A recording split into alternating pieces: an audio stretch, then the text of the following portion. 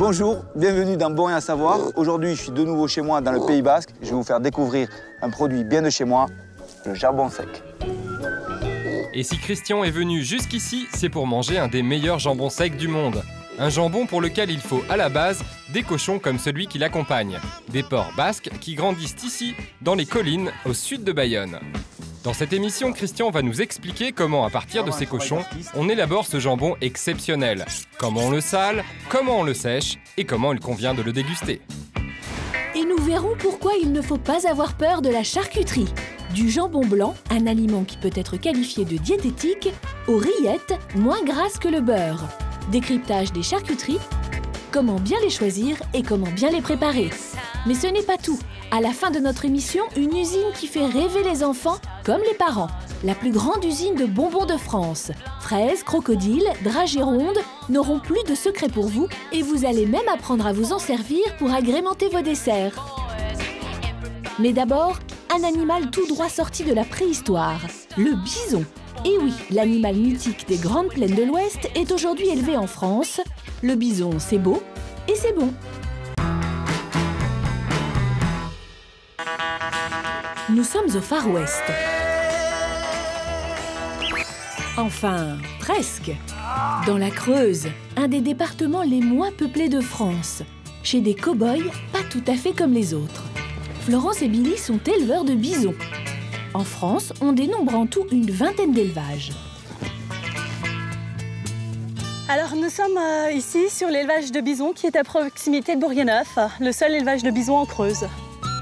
Notre couple de cow-boys possède une cinquantaine de bisons sur 50 hectares. Il existe 3 espèces de bisons. Et celui-ci, c'est le bison d'Amérique des plaines, l'espèce la plus répandue, une espèce qui, à l'inverse de nos vaches, est restée totalement sauvage. Alors ça, l'état sauvage, ça vit quand même 30-40 ans. C'est plus du double de l'espérance de vie d'une vache, tout simplement parce que depuis la préhistoire jusqu'à nos jours, l'homme n'a pas élevé le bison. Donc il n'y a pas eu de sélection, pas eu d'engraissement et pas eu de traitement allopathique. Pas de sélection, pas de traitement, l'espèce n'a jamais été transformée par l'homme.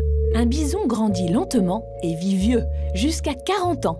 Et c'est comme ça depuis la préhistoire. La morphologie du bison est très reconnaissable par rapport à un bovin traditionnel. Ils ont une arête dorsale qui est vraiment très prononcée au niveau du garrot.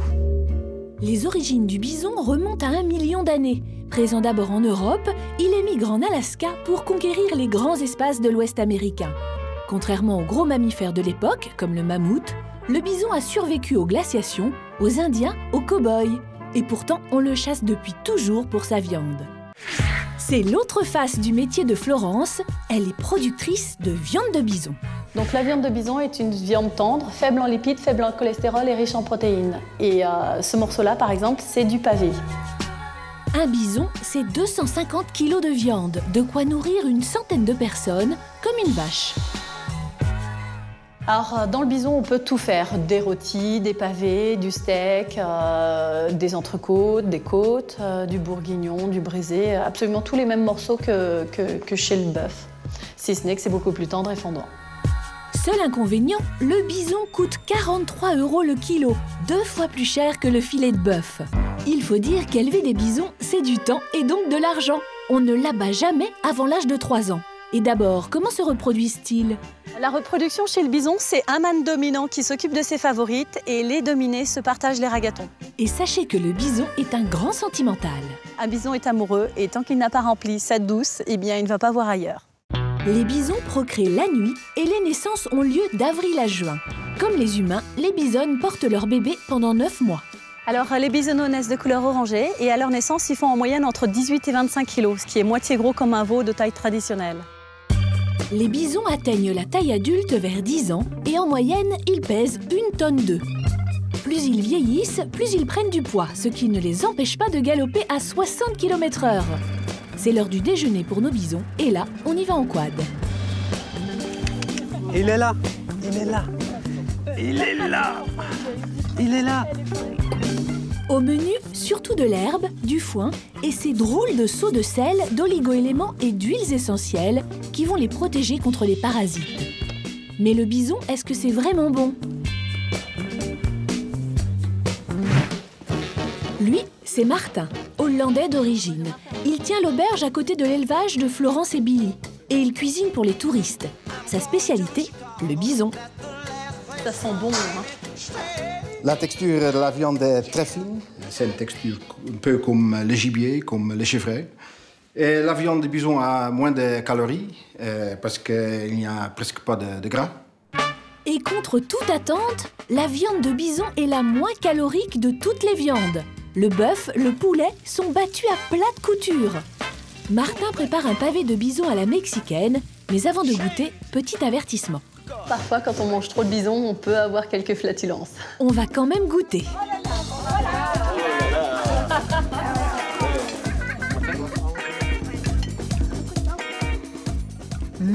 Ça ressemble de bœuf, oui.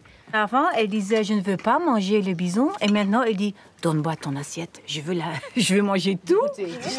Alors, le goût de viande du bison, c'est entre le bœuf et le veau et un peu comme l'autruche. C'est un goût fort ou... Non, c'est pas trop fort. C'est assez doux. C'est très bon. Et ce n'est pas terminé. Dans le bison, tout est bon. C'est comme pour le cochon. On peut faire des rillettes, des terrines, mais aussi du saucisson, sans oublier la peau pour les couvertures et les crânes pour la déco. Mais ça, c'est une question de goût. Maintenant, vous savez tout sur les bisons. Alors la prochaine fois que vous irez en Creuse, passez donc leur rendre visite. Retour près de Bayonne avec Christian. Le jambon cru salé et séché est une préparation traditionnelle dans beaucoup de régions de France. Dans le sud-ouest, il était préparé au milieu de l'hiver dans toutes les fermes. Comme disent les éleveurs basques, pas de bon jambon sans bon cochon. Ici, les cochons sont nourris uniquement avec des céréales, un régime qui les fait grandir très vite. En un an, ils atteignent 200 kg, le bon poids pour être transformés en jambon.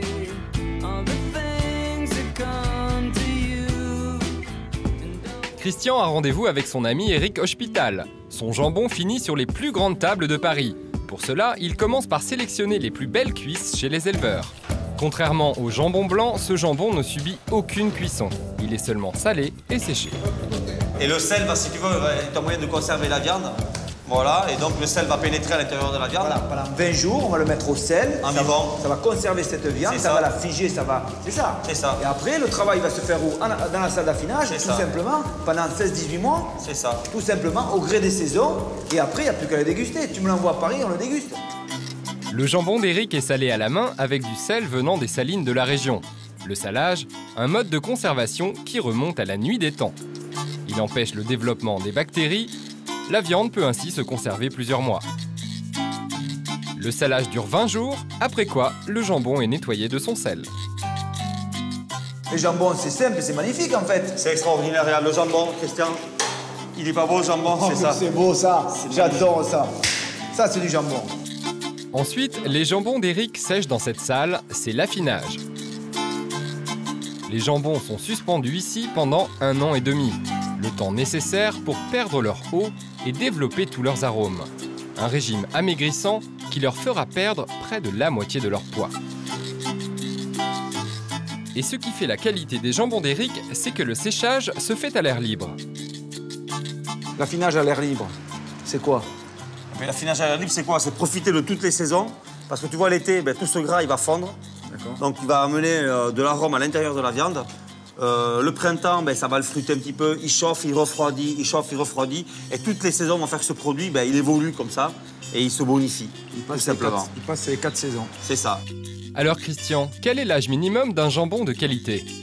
Je vais vous donner un petit conseil. Pour vous, juste quand vous achetez le jambon, 12 mois d'âge. Eric, c'est ça? C'est ça. Minimum, très important, 12 mois d'âge. C'est ça, Christian. Pour un petit jambon, 12 mois, c'est très bien. Et je pense que vous ne serez jamais déçus. Sinon, vous m'appelez. C'est magnifique. Christian et Eric vont maintenant nous donner leurs astuces de dégustation. Ici, au Pays Basque, le jambon, c'est tout un art. Bon, Eric, donne-nous quelques petits conseils très importants pour bien tailler le jambon et comment on le sert. Eh bien, en fait, il faut un couteau qui soit bien affûté.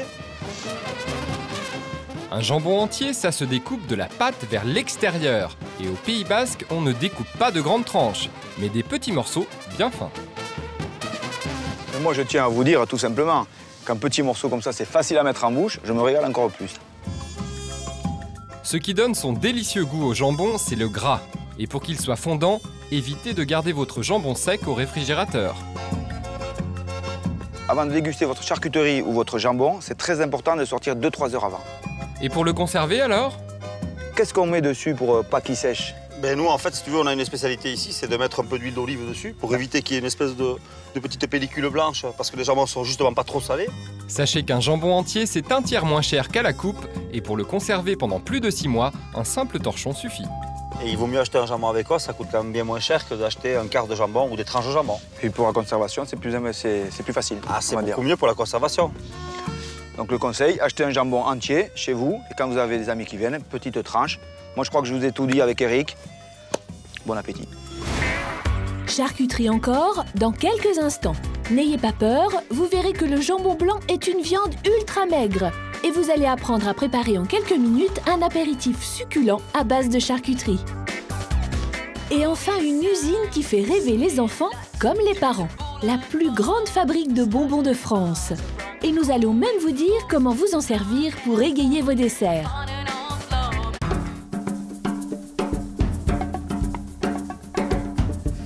Regardez ce petit cochon en svelte, pas un gramme de graisse. Aujourd'hui, la charcuterie, c'est presque light. Il suffit de bien la choisir. Viens ici, allez! La charcuterie, c'est du porc et rien que du porc. Jambon, pâté, saucisson, boudin, andouillettes, les Français adorent ça. Nous en consommons 19 kilos par an. Et vous allez voir, la charcuterie, ce n'est pas forcément synonyme de cholestérol. 2 fois par semaine, 3 inconditionnels de cochonaille, Lucas, Julien et Élodie, leur maman, se rendent dans leur charcuterie préférée. C'est ça. Ouais, le boudin blanc. Allez, venez. Mais la star de la charcuterie, c'est le jambon blanc. Chaque Français en mange 5 kilos par an. Mais attention, encore faut-il savoir le choisir. Gilles, le charcutier, est un spécialiste. Il va tout nous dire. Ici, un cuisseau de porc dont on assemblera les muscles comme un puzzle pour faire le jambon blanc. Car ce que l'on mange, c'est le muscle. Dès le départ, on voit qu'un jambon est fait de plusieurs muscles de viande, donc plusieurs couleurs. Vous avez des parties plus rouges, des parties plus claires. Pour faire du jambon, on désosse la cuisse. Les morceaux, bien serrés dans un filet, vont cuire dans un bouillon aromatisé d'épices et de légumes pendant plusieurs heures. Un jambon supérieur doit utiliser tous les morceaux de toutes les parties d'un jambon, tous les muscles. Ainsi, quand vous choisissez un jambon, veillez à retrouver différentes nuances de rose sur vos tranches. C'est le gage d'une qualité supérieure. Deuxième chose, un bon jambon doit avoir une bonne tenue. Et oui, méfiez-vous des tranches qui se détachent facilement. En fait, un jambon qui se défait, c'est un jambon qui a été mal massé. Car un bon charcutier masse son jambon pour bien réunir tous les morceaux. Plus je vais masser mon jambon, plus le collagène va ressortir. Vous voyez, il est tout blanc. Ah oui, c'est le blanc le collagène. C'est ça. Et après, je vais avoir une viande donc de jambon qui va bien se tenir. Une opération qui fait sortir le collagène, véritable colle naturelle qui assemblera bien les muscles au moment de la cuisson. Ce massage diffuse les arômes et donne son bon goût au jambon. Mais Gilles, comment faire quand on achète son jambon au supermarché? Pour bien choisir, retournez les emballages. Il y a des signes qui ne trompent pas. Par exemple, celui-là, regarde, il est plein de nerfs. Donc le nerf, ça va te donner un petit côté élastique sous la dent, c'est pas agréable. Donc on ne le choisit pas. Après, tu as celui-là, un peu nerveux aussi, mais aussi plein d'eau, tu vois. Donc celui-là, on ne le choisit pas. Car un jambon humide, c'est un porc qui a manqué d'exercice. Sachez que plus un cochon a fait du sport dans sa jeunesse, moins il a d'eau dans ses muscles. Voici justement un bon jambon de supermarché. Peu de nerfs, belle couleur, pas d'humidité, on valide. Et si vous voulez acheter les yeux fermés, prenez du label rouge, c'est un très bon rapport qualité-prix. Élodie et les enfants vont déguster leurs produits préférés. Mais peut-on donner de la charcuterie à ses enfants la conscience tranquille? Je donne de la charcuterie à mes enfants parce qu'ils adorent ça. En revanche, j'essaye de ne pas leur en donner trop en pensant que c'est peut-être un peu grave. Alors pour y voir plus clair, nous avons fait appel à un diététicien, Raphaël Grumman. Dites-nous Raphaël, manger de la charcuterie, c'est grave? Non, c'est pas grave de manger de la charcuterie. Il est nécessaire d'adapter les quantités et de choisir les charcuteries les moins grasses. Et la charcuterie la moins grasse, la voici, c'est justement le jambon blanc. Ce blanc de poulet fait à peu près 100 grammes, ce qui équivaut en teneur en matière grasse à peu près 2 tranches de jambon blanc. On peut dire que le jambon blanc est diététique. Et la couenne, c'est grave de la manger? Bien sûr, pour Lucas, il est préférable de retirer la couenne du jambon parce que Lucas est petit, donc les quantités de gras vont être très importantes pour lui, tandis que pour nous, Elodie et moi, les quantités de gras vont être bien sûr inférieures par rapport à nos besoins, donc c'est moins grave. Et maintenant, des charcuteries un peu plus grasses, les boudins et les saucisses. Peut-on en manger? Oui. Pour nous, mesdames, qui manquons de fer, le boudin est même très recommandé. Le boudin noir, 100 g de boudin noir, couvre les besoins quotidiens d'une femme adulte. Pour finir, les charcuteries les plus grasses. Pâtés, rillettes et saucissons. Ils comptent entre 20 et 40% de matière grasse. Mais là encore, pas de catastrophisme. La tartine de beurre est la plus grasse, elle contient 80% de matière grasse. La tartine de rillettes contient 40% de matière grasse, donc bien sûr, c'est pas catastrophique de consommer une tartine de rillettes. La rillette, c'est toujours moins gras que le beurre. Certes, elle se tartine plus épaisse. Alors allez, on va dire qu'une tartine de rillettes équivaut à une tartine de beurre et on se l'autorise avec modération. Conclusion, la charcuterie n'est pas notre ennemi. Il suffit juste de privilégier les moins grasses. En bref, plutôt que les rillettes, le pâté ou le saucisson, préférez le jambon. La charcuterie, c'est idéal à l'apéritif. Si vous voulez organiser un apéro sur le pouce, suivez les conseils d'Arnaud, restaurateur passionné de charcuterie. Alors si vous n'avez pas de trancheuse chez vous, vous pouvez également utiliser un petit robot comme ceci pour couper du saucisson par exemple. Un simple robot à couper les légumes. Et oui, vous ne rêvez pas. ôtez toute la peau du saucisson et placez-le dans le robot. Ensuite, c'est magique. Voilà. Plus vite que la trancheuse, plus vite que l'éclair. Et c'est délicieux.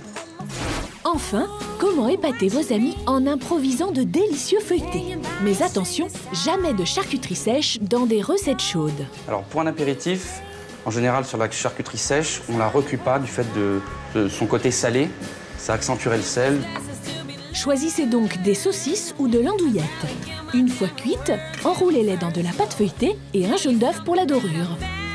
Astuce, coupez seulement après avoir enroulé les saucisses, vous gagnerez du temps. Au final, 10 minutes pour les feuilleter et 10 secondes pour trancher le saucisson. Vous êtes devenu un véritable chef.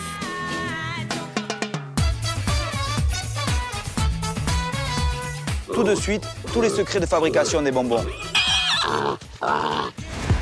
Quand on est dans une confiserie et qu'on questionne les clients, ils ont tous leurs bonbons préférés. Les langues de chat. Les réglisses, les bananes. De là. Dragées, fraises, crocodiles ou guimauve, vous allez tout savoir sur vos bonbons préférés. Et pour le prochain goûter d'anniversaire de vos enfants, ne ratez pas nos recettes à base de bonbons, simples et délicieux. Tout commence dans le sud de la France. C'est dans cette usine que sont fabriquées la plupart des confiseries qui ont émerveillé notre enfance. Mais d'abord, qu'y a-t-il dans ces bonbons? Alors pour faire du bonbon, il y a de l'eau, du sucre, du glucose. Ça, c'est la recette de base. Des arômes, des colorants, bien sûr. Et puis de la gélatine. Du sucre et des arômes pour le goût, des colorants pour la couleur. Mais la gélatine, c'est pourquoi? Et la gélatine, ça sert à quoi? Bah regardez, ça sert à ça, tout simplement. C'est ça qui rend le bonbon élastique. Mais ce n'est pas la seule surprise, vous allez en avoir d'autres. Direction la cuisine, c'est ici que tout commence. Et d'abord, le mélange des ingrédients. Aussi surprenant que cela puisse paraître, c'est à partir du même sirop que l'on fabrique tous les bonbons. Et tout d'abord, voici notre sirop transformé en guimauve. Ici, il en sort des kilomètres. Et pour qu'il soit plus agréable à manger, on les coupe en petits morceaux. Deuxième produit culte de l'usine, la petite fraise préférée des enfants. C'est toujours le même mélange qui cette fois est battu en mousse comme des blancs d'œufs. C'est comme ça qu'on obtient la base de la célèbre fraise.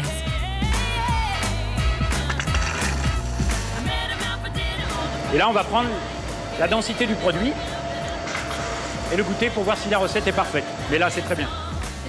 Un job de rêve, non, monsieur? Ça, c'est un métier gourmand, oui. Tout à fait, oui. Et c'est tellement bon. C'est délicieux, sans doute, mais cette mousse est encore loin de ressembler à une fraise. Pour lui donner sa forme définitive, on va la couler, encore chaude et liquide, dans des moules. Et Et des moules, ici, il en existe de toutes les formes. Crocodile, nounours, bouteilles de cola. Dans cette usine, il y a plus de 100 formes différentes. Mais revenons à notre fraise. Après moulage, elle va sécher dans l'amidon pendant 2 jours. Après que le produit ait été moulé, séché, voilà ce qu'on obtient. C'est le cœur du bonbon, tout simplement. Mais pour devenir une légende, la fraise doit s'habiller de rouge. C'est l'heure de la douche. Dans cette gigantesque lessiveuse, on lui ajoute son colorant rouge et du sucre cristal. Ça y est, notre fraise est née. Le travail de ce monsieur, surveiller qu'elle est sans défaut. Attention au caries.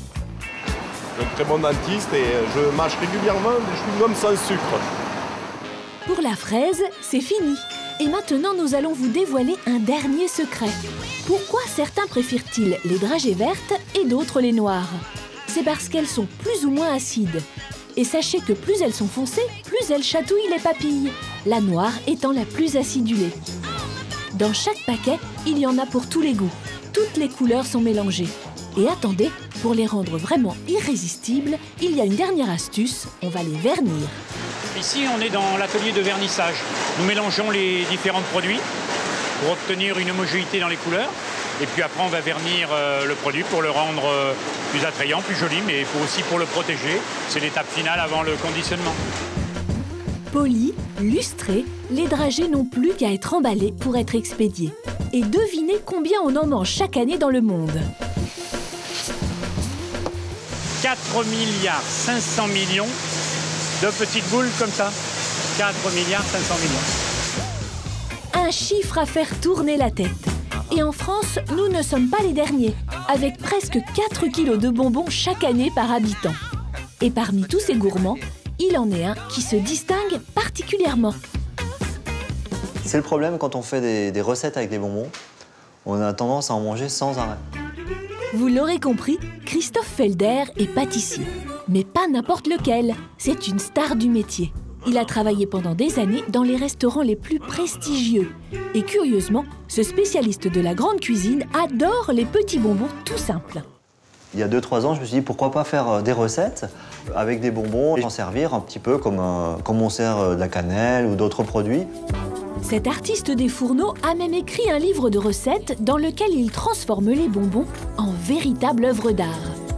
Il a accepté de nous dévoiler quelques recettes à base de bonbons, très simples à refaire chez soi. La madeleine aux 2 fraises. Faites une pâte à madeleine classique. Avant de cuire, rajoutez des morceaux de fraises fraîches et des fraises bonbons. Mettez à four chaud 5 minutes. Et visiblement, le chef est content de lui. Un commentaire peut-être? Comme ça. C'est vraiment bon, il n'y a rien à dire. Si vous vous sentez l'âme d'un chef, Christophe a aussi d'autres tours dans son sac. Alors là, on va faire un petit dessert de restaurant. Là, on va jouer l'originalité du bonbon. Comme ça, avec un fruit exotique, ça passe très très bien.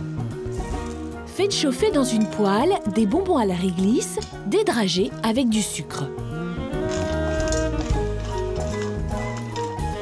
Rajoutez de la mangue, des fraises et de la vanille. Laissez fondre le tout. On pourrait même mettre des petits crocodiles là, qui se promènent hein, dans les fruits. Là, c'est rigolo. C'est rigolo, c'est joli, mais surtout, c'est succulent. Petit test avec une bande de gourmets. Excellent, délicieux. Excellent. C'est à se taper derrière par terre. C'est pas mal, ça.